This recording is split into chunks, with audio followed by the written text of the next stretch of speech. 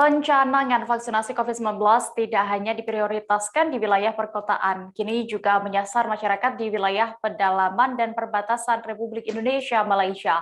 Dinas Kesehatan P2KB Malinau rencananya akan mulai mendistribusikan vaksin COVID-19 dosis pertama ke wilayah pedalaman dan perbatasan RI Malaysia. Vaksinasi bagi masyarakat di pedalaman dan perbatasan RI Malaysia ini sebagai upaya mencegah kembali berulangnya ledakan kasus COVID-19 di masa yang akan datang. Informasi lengkapnya akan disampaikan oleh rekan wartawan Tribun Kaltara, Muhammad Supri yang kini sudah tersambung bersama kami. Halo, rekan Supri. Halo rekan D. Iya, bagaimana dengan stok vaksin yang tersedia saat ini di sana dan rincian alokasi ke wilayah perbatasan Malinau, Malaysia bisa Anda informasikan? Baik, untuk informasi pengantar rekan D, di Kabupaten Malinau merupakan salah satu dari dua kabupaten di Provinsi Kalimantan Utara yang berbatasan langsung dengan negara Malaysia, yakni Kabupaten Nunukan dan Kabupaten Malinau sendiri.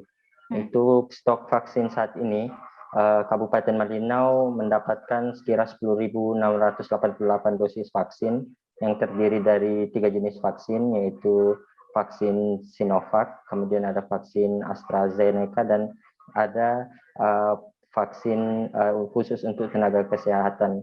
Nah, untuk saat ini pencanangan untuk distribusi sedang gencar dilakukan di wilayah perbatasan karena sebelumnya menyasar di 4 wilayah kecamatan yang berdekatan langsung dengan ibu kota kabupaten seperti Kecamatan Malinau Kota, Malinau Utara, Mentarang, dan Malinau Barat. Nah, untuk dosis vaksin yang dialokasikan untuk masyarakat di wilayah perbatasan RI Malaysia itu di sini disebut sebagai wilayah Apaukayan atau sebuah wilayah yang dimana kecamatannya berbatasan langsung dengan negara Malaysia, yakni Sarawak ya. Kemudian untuk dosisnya ada sekitar 1.270 yang dialokasikan untuk penerima dosis pertama. 1.270 ini terdiri dari 1.100 dosis vaksin Sinovac dan selebihnya adalah dosis vaksin AstraZeneca. Perlu diketahui juga bahwa saat ini ada 500 vial dosis vaksin AstraZeneca yang didistribusikan langsung dari Kementerian Kesehatan khusus untuk peruntukan masyarakat di wilayah perbatasan dan pedalaman Kabupaten Malinau. Demikian rekan. Lalu apakah ada kriteria khusus ini bagi penerima vaksin ini untuk masyarakat di Malinau?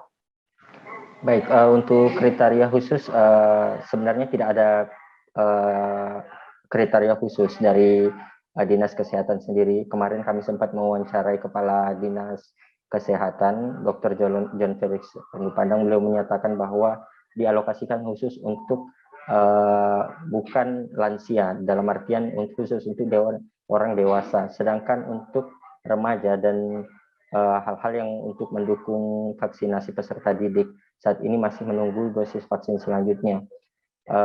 Pada saat awal-awal Juni kemarin, wilayah Apaukayan ini sempat terjadi ledakan kasus COVID-19, sekira hampir 600 jiwa yang terdampak, yang terkonfirmasi langsung menderita COVID-19, sedangkan hampir 50 warga di sana meninggal dunia akibat COVID-19. Karenanya Satuan Tugas Penanganan COVID-19 Malinau mengalokasikan dosis vaksin yang rencananya akan disalurkan secara kontinu ke wilayah perbatasan tersebut meliputi Kecamatan Pujungan, Bahawulu, Kayan Hilir, Kayan Hulu, Kayan Selatan, dan Sungai Tubuh.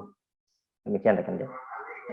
Rekan Supri, ini informasi yang didapat penyaluran vaksin berdasarkan keputusan Satgas saat ini akan mengadopsi pola baru. Bisa Anda informasikan seperti apa teknisnya?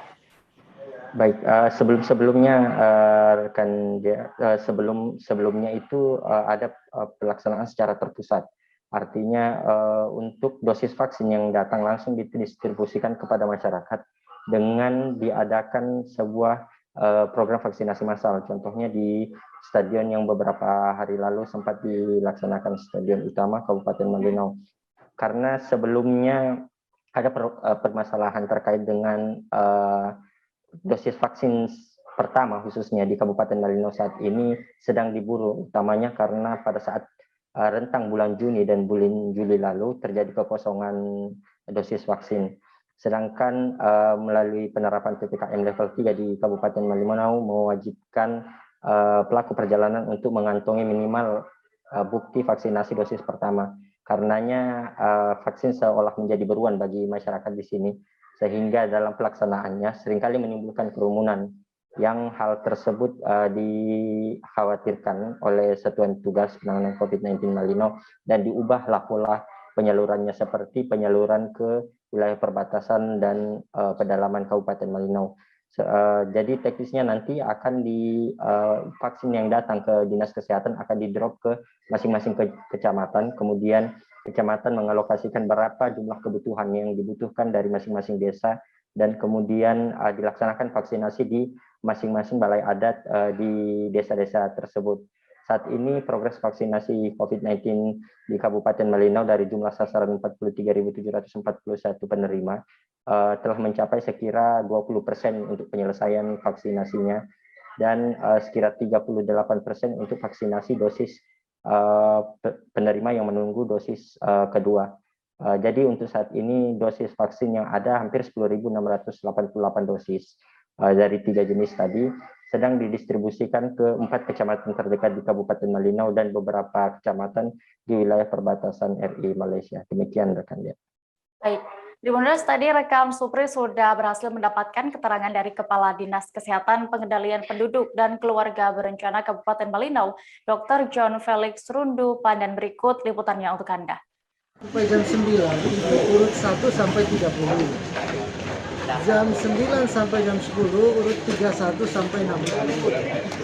Jam 10 sampai jam 11 urut 61 sampai 90. Jam 11 sampai jam 12 itu 91 sampai 100. Jadi selesai 120 orang itu sampai pada siang hari, sehingga tenaga kita juga tidak berlahan, bisa berlangsung.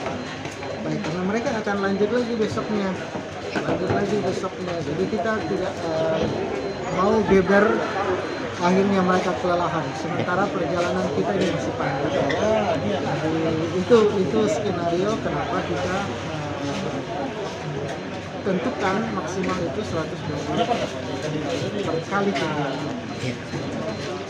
Pak, untuk penyalurannya nanti ke perbatasan itu Pak, apa berkesinambungan begitu? 1.270 itu untuk dosis pertama, apa langsung dijemput dosis kedua atau masih ada dosis pertama? Karena ini AstraZeneca, kebetulan untuk AstraZeneca itu jaraknya 3 bulan. Ya.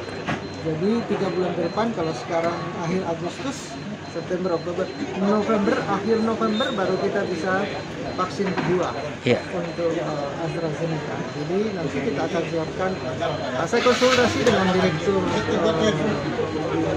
Kemenkes untuk menyimpan sebenarnya setengahnya tadi, tapi mereka sarankan dipakai aja karena ini waktunya masih panjang. Siapkan aja 5.000 dosis.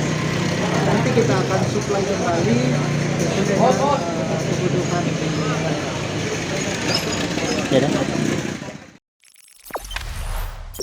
Jangan lupa subscribe, share, komen, dan like ya.